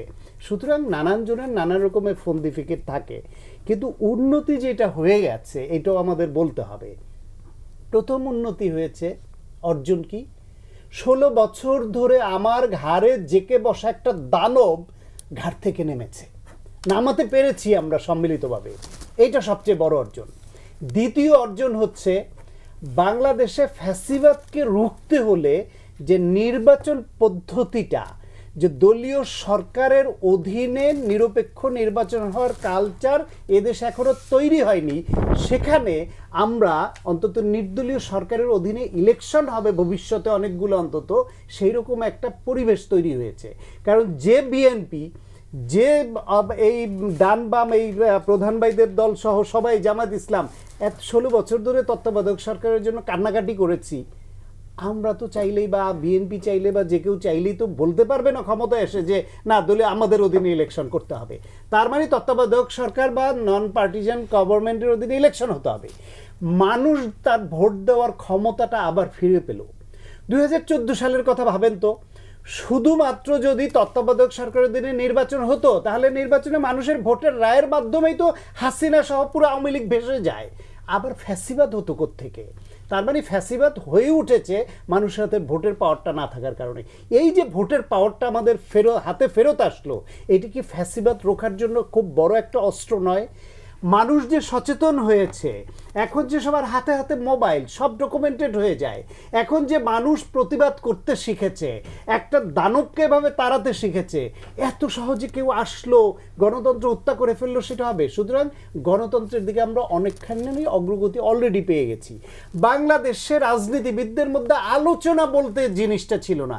সুন্নতে খাতটার প্রোগ্রামে পর্যন্ত দাওয়াত দিতে হলে চিন্তা করতে হতো যে আমার দলের বাইরে দিলে আমার নেতা মাইন্ড করবে এবং উনি আমি এখানে দাওয়াতে আসবে না, ভিন্ন দল হলে দাওয়াত দেওয়া হতো না।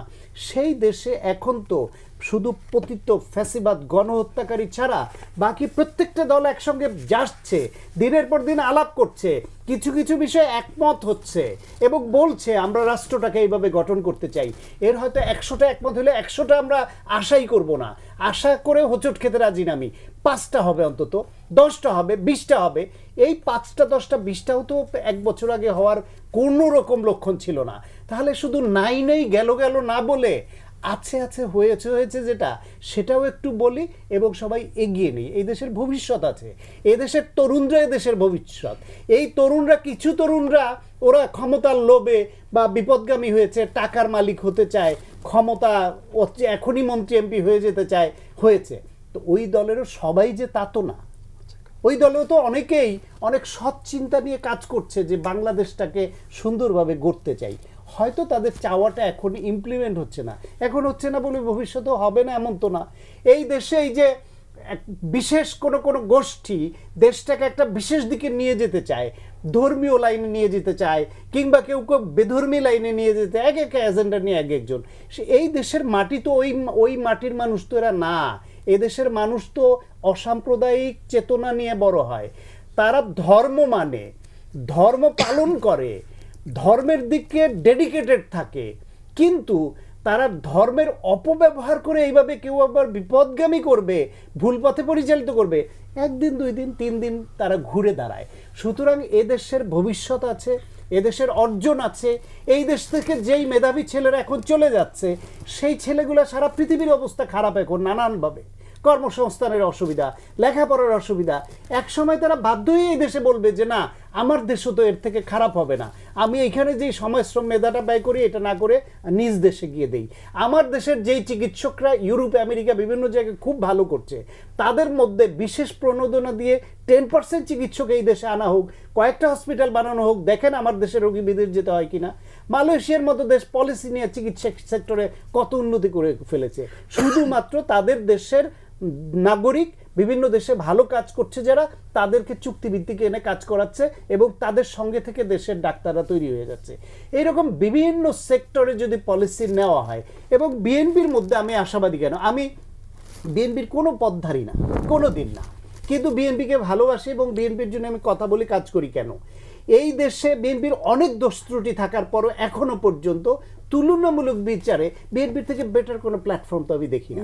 বিএনপির acting chairman madam Khaleda Zia দেশের জন্য, গণতন্ত্রের জন্য যেই স্যাক্রিফাইস, জিয়াউর রহমানের এই দেশটাকে ভিন্ন বহুদলীয় গণতন্ত্র এবং দেশ গড়বার জন্য, দুর্নীতি মুক্ত করবার জন্য তার যেই অবদান, দেশকে এগিয়ে 19 দফা, তার ধারাবাহিকতা ম্যাডামের যে অবদান এবং তার যে দেশপ্রেম, তারেক রহমানকে নিয়ে অনেকের অনেক রকমের রিজার্ভেশন ছিল, কিন্তু গত কয়েক বছরে তার অবস্থান, তার কথা, তার বক্তব্য, তার আচরণ, তার ভিশন আমাদেরকে মুগ্ধ করছে যে হ্যাঁ, ভবিষ্যৎ আছে। তারেক রহমান আসুক, বিএনপির নেতৃত্বে জাতীয় সরকারের যে কথা হচ্ছে, যদি মানুষ তাদের ভোট দেয়, আসুক, তারা যদি অঙ্গীকার না রাখে, এই আমি বিএনপির পক্ষে দাঁড়াবো, অনেকে দাঁড়াবে, সুতরাং এই প্রধান ভাই দাঁড়াবেন। সুতরাং এই দেশের ভবিষ্যৎটাই এটা, আমি মানি না। প্রধান ভাইয়ের বয়স হয়েছে, অনেকদিন ধরে নানান হতাশায় থাকতে থাকতে এখন আশা করতে ভুলে যাচ্ছে, কিন্তু আমাদের আশা করতে হবে। যাবো পরে, তার আগে আমরা একটু শরীফুর ওসমান হাদি আপনার কাছে যেতে চাই। একটি বিষয় কিন্তু ঘুরে ফিরে এসেছে, আপনি খেয়াল করছেন, গৃহযুদ্ধ এবং ডাক্তার সাখাওয়াত হোসেন শান্ত মার্শাল্লার কথা বলেন, এটা কিন্তু সোশ্যাল মিডিয়ায় কিন্তু এই বিষয়গুলো আসছে, ফলে আমাদের ডাক্তার সাখাওয়াত হোসেন শান্ত সেটি বললেন। এটি কি আসলে গুজব নাকি শঙ্কা? না, মানে প্রথম হলো, যারা টকশোতে কথা বলেন তারা তো আর ফ্যাক্ট হাতে নিয়ে কথা বলেন না, এটাই তো বাস্তবতা। তারা তো তার এজেন্সির লোক হইতো, তবে একটা পারসেপশনের জায়গা থেকে বলেন নিশ্চয়ই। এর মানে মানুষের মধ্যে চিন্তা যা বোঝে সেগুলো আছে বলেই তো মানুষ বলছে। তা আমি বরং ফাঁকে একটু বলে রাখি, আমি খুব টায়ার্ড হয়ে গেছিলাম, ভাবছিলাম যে এই রাউন্ডে আর মানে কথা নাই বলি, তো ভাইয়ে বলার পর আবার সাহস পাইলাম। হয়েছে কি, আমি আপনার মাইন্ড করেন না, হ্যাঁ, আমাদের সিনিয়রদের মধ্যে ধরেন ইভেন আমাদের বাবা মায়েরদের মধ্যেও তো এটা বাস্তবতা যে তার একটা ডিসিশনকে তার বাচ্চা সেটার দ্বিমত জানাইতে পারে যৌক্তিকভাবে, যতক্ষণ বাবা মা যুক্তিতে পারে ততক্ষণ বলে, এরপর যেমন একটা চটকাই মারবো। মানে ওই যে মনস্তত্ত্ব যে আমার থেকেও চিন্তায় আমার জুনিয়র অথবা ছোট বাচ্চারা ক্রিম হইতে পারে আর তার কাছ থেকে লার্নিংয়ের জায়গা আছে, এই মনস্তত্ত্বটা না ভাঙার ফলে হয়েছে কি, আমাদের অলমোস্ট সব টকশোগুলো এখন, এটা আমার ফ্রেন্ড, আমার ছোট ভাইরা মজা করে বলে যে হচাকা, মানে হতাশা চর্চা কেন্দ্র। মানে 16 বছরের ফেসিবাদ। আপনি বলেন এই গত 1 বছরে বাংলাদেশে তো অনেক ঝামেলা হচ্ছে, তাই না? একটা কি গুম হয়েছে? কেউ বলতে পারবে? কথা বলার কারণে কেউ গুম হয়েছে? তা আপনি মানে ফেরাউন, লেডি ফেরাউনের পতন হয়েছে, এর 1 বছরে আপনি কি চান? আমি রাস্তায় হাঁটি, আমার মনে আছে জুলাইয়ের পর 3 মাস আমি রাস্তায় হাঁটি আর হাসতেছি। মানে আছে না মানুষ শুধুই কেন আমি এই প্রথম ফিল করতেছি যে আমার কেউ গুম করবে না, শুধু আমার একটা ফেসবুক পোস্টের কারণে। আমি যেদিন আবরারের জানাজায় যাই, আমার মনে আছে যে বাসা থেকে লুকিয়ে যাই, আমার বাসার সবাই কান্না করতেছিল যে সারা রাত আমি তার বিরুদ্ধে লিখেছি, আমি সেই জানাজা করে ফিরে আসতে পারবো কিনা। শুধু আমার সারা রাত ফেসবুকের পোস্টিংয়ের কারণে আমাদেরকে বাড়ি ছাড়ার নোটিশ দেওয়া হয়েছিল, যে এই বাচ্চার কারণে এই বাড়িওয়ালা পর্যন্ত বিপদে পড়বে। এখন ফেসবুক তো দূরের কথা, আমরা চিৎকার চেঁচামেচি করতেছি, আপনি যমুনার সামনে গিয়ে গালিগালাজ করলে আপনার কেউ ধরবে না তো। মানে আমরা একটা রাষ্ট্র গঠন করতে চাই, আমরা একটা মহান মুক্তিযুদ্ধের পরে এই মহান মুক্তিযুদ্ধকে আওয়ামী লীগ এবং ভারত মিলে কুক্ষিগত করবার ফলে আমরা জাতি গঠন করতে পারি নাই। আরেকটা খুব পরিকল্পিতভাবে করা হচ্ছে, সেটা হলো কিভাবে যেন 24কে আর 71কে মুখোমুখি করা হচ্ছে। অ্যাবসার্ড, মানে এই 24-এর যতগুলো মুখ, এরা কি কোনোদিন 71কে অস্বীকার করতে করা ওদের কথা? আমরা হাজারবার বলেছি 24 হলো 71-এর ধারাবাহিকতা। 71-এর মহান অর্জনের পর সেই 71-এর মহান অর্জনকে কুক্ষিগত করেছে আওয়ামী লীগ এবং ভারত, সেটার থেকে ছিনিয়ে এনে এবার সেই মহান মালিকানা মানুষের মাঝে স্টিকের মধ্যে বিলিয়ে দেওয়ার পর্ব হলো 24। সুতরাং এটার সাথে এটা মানে মুখোমুখি দাঁড় করানো হবে কেন? মুশকিলটা হইল কি, মিডিয়ার ফ্রেমিংটা হচ্ছে এমন, 154টা আসন আনকন্টেস্টেড হয়েছে 2014 নির্বাচনে, এর মধ্যে মিনিমাম 50 জন আছে যারা মুক্তিযোদ্ধা।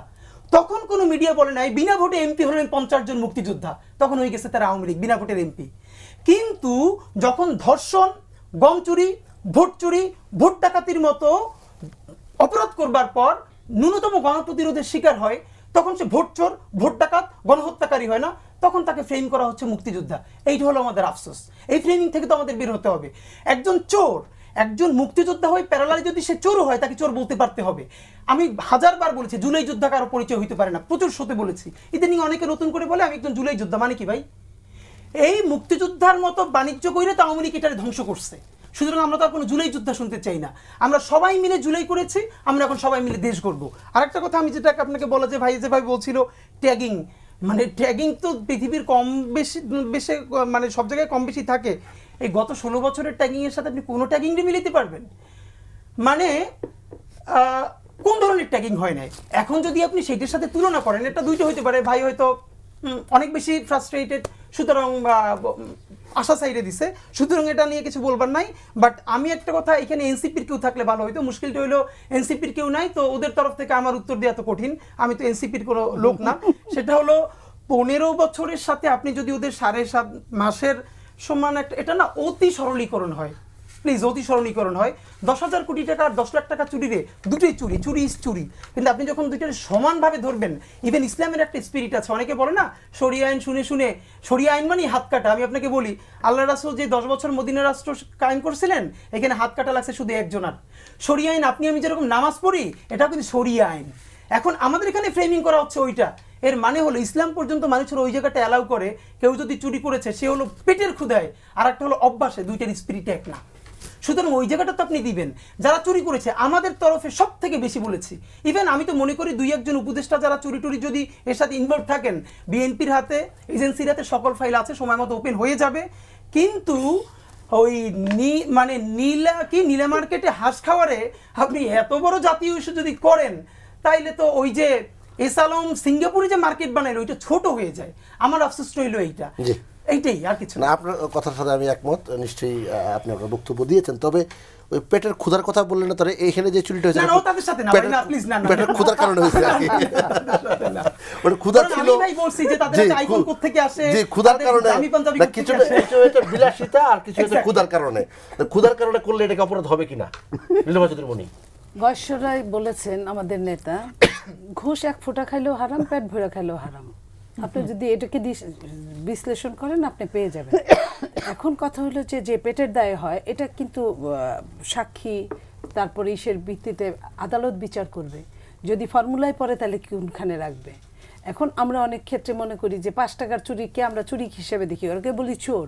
কিন্তু 5,000 কোটি টাকার, ওই হাদি যেটা বললো এটাই ঠিক, এই জায়গায় পক্ষে 5,000 কোটি টাকা চুরি করে নিয়ে গেছে। এখন শুনি যে 2,500 কোটি টাকা দেশে আসছে, সেই দেশের ওই টাকার গরমে অনেকেই মায়ের খাইতেছে, অনেকের মায়ের দিতেছে, এই টাকার গরমে। এটা তো আরো বড় মব, এটা আরো বড় মব, এটা সরকারি ছত্রছায়া মব। সরকারি ছত্রছায়া যারা মায়ের খাইছে এরাও মব করছে, যারা মারছে এরাও মপ করছে। এখন এই বিচার করবে আদালত, বিচার তো আমাদের কাছে করার জায়গা না। এখন যেখানে বলছে যে গুম হয়নি, সত্যি 1 বছরে গুম হয়নি, কিন্তু হিংস্র মপ তো হয়েছে। খাবার টেবিলে পিটাইতে মেরে ফেলেছে, এরকম মবও তো আমরা দেখেছি।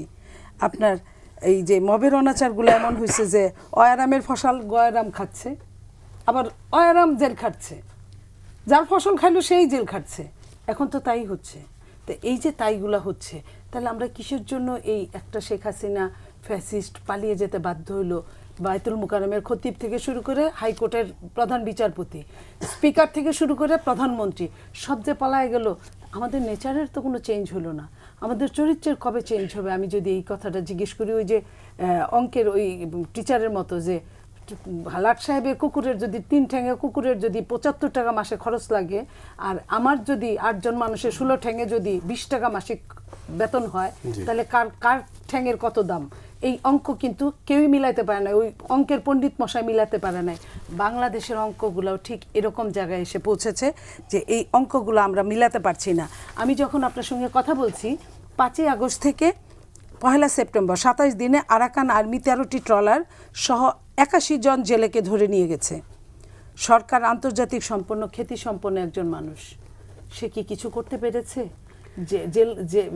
জেলেদের বউদের কান্নাকাটি আপনাদের টেলিভিশনগুলো দেখতে পাচ্ছি, একটা জেলে কি ফেরত আনতে পেরেছে এই পর্যন্ত? একটা ট্রলার কি ফেরত এসেছে? আমি দেশের ব্যর্থতার কথা বাদ দিলাম, আমরা নিজেরা ভাই বোনরা মারামারি করি, কাটাকাটি করি, কেউ মরি কেউ বাঁচি, কিন্তু এই যে বিদেশের যে নিয়ে যাচ্ছে এই সুযোগটায়, তাহলে সরকারের কাছে আমরা কি জবাবদিহিতা চেয়েছি? এটা অনেক বড় পরিসর আলোচনা, আমাদের অনুষ্ঠান শেষ পর্যায়ে নিশ্চয়ই এই বিষয়ে আলোচনা করব এবং সরকারের একজন প্রতিনিধি আমরা রাখার চেষ্টা করব। আমরা আলোচনা শেষের দিকে নাজমুল হক প্রধান আপনার কাছে একটু জানতে চাই, নীলুফার চৌধুরীর মনে একটা খুব চমৎকার একটা কথা বলছিলেন যে রাজনীতির অঙ্ক মেলানো সত্যি আসলে কঠিন। সামনে নির্বাচন, সেই নির্বাচনের আগ মুহূর্তে যদি অঙ্ক না মেলে তাহলে এই যে কারণে পরিবর্তন হলো সেই পরিবর্তনের আকাঙ্ক্ষা কতটা বাস্তবায়ন হবে? আমি একটা বিষয় শুধু বলতে চাই, এখানটা আমাকে যেভাবে হতাশ মনে হয়েছে, আমি হতাশ লোক না, কিন্তু জি স্ট্রাগল করার লোক। আমি যেটা বলতে চাচ্ছি, পৃথিবীতে বাংলা ভাষাভাষীর লোক 25 কোটি বলে, কেউ 40 কোটি বলে, যেটাই থাক না কেন, এই যে 7.5 কোটির যে অঞ্চলটা, এটা হিমালয় থেকে সুন্দরবন সুকান্ত হঠাৎ বাংলাদেশ, এই হঠাৎ বাংলাদেশটা কিন্তু হঠাৎ হয়ে যায় না, কিন্তু 1000 বছরের ইতিহাস, 1000 বছর ইতিহাসে আমরা একটা জাতিসংঘের একটা জনগোষ্ঠী, আমরা তাই না, with flag we have recognized by the world community that we are Bengali, we are Bangladeshi. বাঙালি শুধুমাত্র ওটা নির্দিষ্ট হয়ে যায়, বাংলাদেশটা কারেক্ট, যেটা জিজ্ঞাসা করেছিলেন। সেই বাংলাদেশটা এই যে গোটা পৃথিবীর বাঙালিদের ভাবনার মধ্যে আছে, পৃথিবীতে বাংলা নামের বাংলা ভাষার একটাই দেশ, বাংলাদেশ। আমাদের ছেলেরা যখন বাইরে ক্রিকেট খেলে তখন বুকটা ভরে হারুক আর জিতুক, কে? বাংলাদেশ পতাকা নিয়ে যাচ্ছে, তাই না? তাহলে সেই বাংলাদেশ ছোট হয়ে যায়, খাটো, নিশ্চয়ই কোনো বাংলাদেশি চায় না। কিন্তু আমাদের এত সংগ্রামের পরে, এত ত্যাগ, যদি আমি সেম অভ্যাসটাই রাখি, তাহলে এটা কি? আমি আপনাকে উইথ রেফারেন্স বলি, আমি কোর্টে গেছিলাম ওই দিন, হাসান আরিফ সাহেব মারা গেছেন, উনি কোর্টে যেদিন ওনার মন্ত্রণালয় পরিবর্তন হলো, উনি কোর্টে এসেছিলেন। উনি লোক ভালো, ছাত্র জীবন থেকে ওনাকে চিনি, আমরা অনেক সময় এসব বিরুদ্ধে আন্দোলনে রিটের জন্য ওনার কাছে এসেছিলাম। উনি অ্যাটর্নি জেনারেল ছিলেন, ওনার একটা স্ক্যান্ডাল নেই, বিএনপির সময় অ্যাটর্নি জেনারেল ছিলেন উনি। ওনাকে জিজ্ঞেস করছে, দেখা করতে গেছে, স্যার আপনি হঠাৎ করে বড় মন্ত্রণালয় ছোটো মন্ত্রণালয় আসলেন? উনি হাসতে বলছে যে আমি তো ওদের 1000 কোটি টাকা জোগাড় করে দিতে পারবো, ওই কারণে আমাকে চেঞ্জ করতে হয়েছে। তাহলে আপনি ছেড়ে দেন স্যার? বলে হ্যাঁ তাই করবো, মারাই গেল। ইট ওয়াজ হিজ ভার্স। গোয়েন্দা সংস্থা দিয়ে উকিলদের সঙ্গে আলাপ করছে, ওইটা আমি ওই দিনই কোর্টে গেছি, আমি শুনছি তখন। তাহলে হোয়াট ইউ অ্যাচিভড? এত বড় বড় কথা, বড় বড় লেকচার, রেজাল্ট কি? Big zero. চোর। একই কথা তো আগের বারে বললাম। ইউনুস সাহেব morning shows the days, why is taken his personal কেন নিছে উনি গ্রামীণ ব্যাংকের শেয়ার রাষ্ট্রের কাছে ছিল, অসুবিধা কি ছিল? উনি কেন গ্রামীণ ব্যাংক ফেরে নিলেন? ওটা তো রাষ্ট্রেরই, ওটা রাষ্ট্রেরই গ্রামীণ ব্যাংক। উনি একজন দেখানদার ছিল। আসলে মানে ওই পক্ষের কেউ তো এখনো নাই, আসলে জবটা তো সরকারের পক্ষের কারো জব না, এটা জব পাবলিক জানে। যেমন ধরেন এই যে গাড়ির কথা বললাম, শুধু একটা কথা বলি, আমি পেপারের নিউজ দেখে আমি মেট্রোতে চলাচল করি আমি এখন, তাই না? বলছে যে ইনারা কমিশনটাও খাবে, গাড়ি আনবে, একটা কমিশন পাওয়া যায় না, ইনারা কমিশনটাও খাবে। পাবলিকের কমেন্টস কোন জায়গায় গেছে বোঝা যায় না। আমি সেই জায়গায় বলতেছি, একটা ভালো নির্বাচন করার জন্য ইতিমধ্যে একটা পদক্ষেপ এখানে মেট্রোপলিটন পুলিশ নিয়েছিল, আমাদেরকে ডেকেছিল সব দলকে, ওনাদের অতীত ক্রিয়াকলাপের জন্য দুঃখ প্রকাশ করতে বলছে আমরা একটা ভালো নির্বাচন এবং পুলিশ রোল প্লে করতে চাই। আমি প্রস্তাব করছিলাম ওই জায়গায় যে এটা আপনি আমাদের পক্ষ থেকে আপনার আইজিকে পৌঁছে দেন, সারা দেশে থানার থেকে শুরু করে এই বৈঠকগুলো হোক রাজনীতিদের সঙ্গে, যে আমরা প্রশাসনের কর্মকর্তা, আমরা প্রশাসন দায়িত্ব পালন করবো, আপনারা রাজনৈতিক দল হিসেবে সবাই নির্বাচন করবেন, কেউ কারো বিষয়ে হস্তক্ষেপ করবো। নিশ্চয়ই আমরাও সেটাই চাই।